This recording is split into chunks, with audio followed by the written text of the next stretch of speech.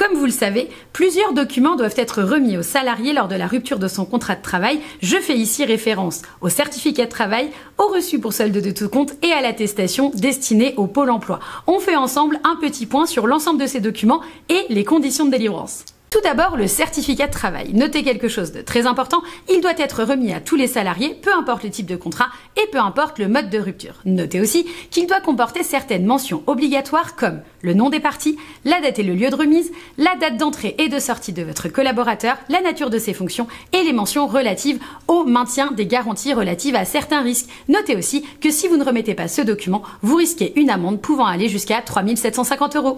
Deuxième document à connaître, l'attestation Pôle emploi. Celle-ci, de la même manière que le certificat de travail, doit être remis à tous les salariés, peu importe le mode de rupture et peu importe le type de contrat. Cette attestation, elle est destinée au Pôle emploi et leur servira à prouver les conditions d'affiliation du salarié, à calculer son montant et bien évidemment à l'inscrire pour ses droits. Attention aussi, le modèle de l'attestation est disponible directement en ligne via Cerfa, mais il peut être aussi télédéclaré. Et son mode d'envoi dépendra que vous ayez plus de 11 ou moins de 11 salariés.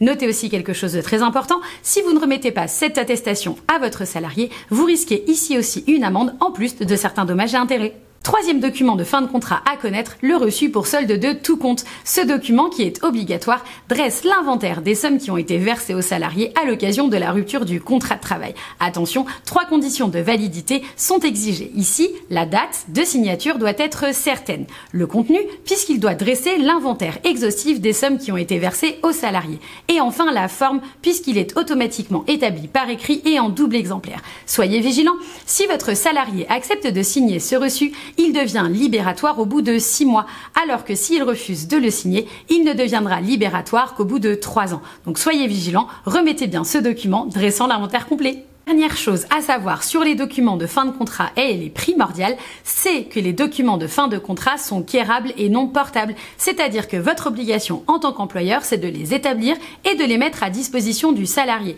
Mais rien ne vous oblige, ni l'état de santé du salarié, ni ses demandes, à lui transmettre par voie recommandée. Notez toutefois, si vous êtes salarié et que vous ne voulez pas retourner dans votre ancienne entreprise, que la loi vous autorise à donner une procuration à quelqu'un pour qu'il vienne chercher ces documents à votre place. Et si jamais vous êtes employeur et que vous trouvez que tout ça est beaucoup trop compliqué, confiez-nous la gestion de votre RH et maintenant de votre paye à nous, cabinet d'expertise RH et paye DHM, et nous faisons ça très bien depuis plus de 6 ans.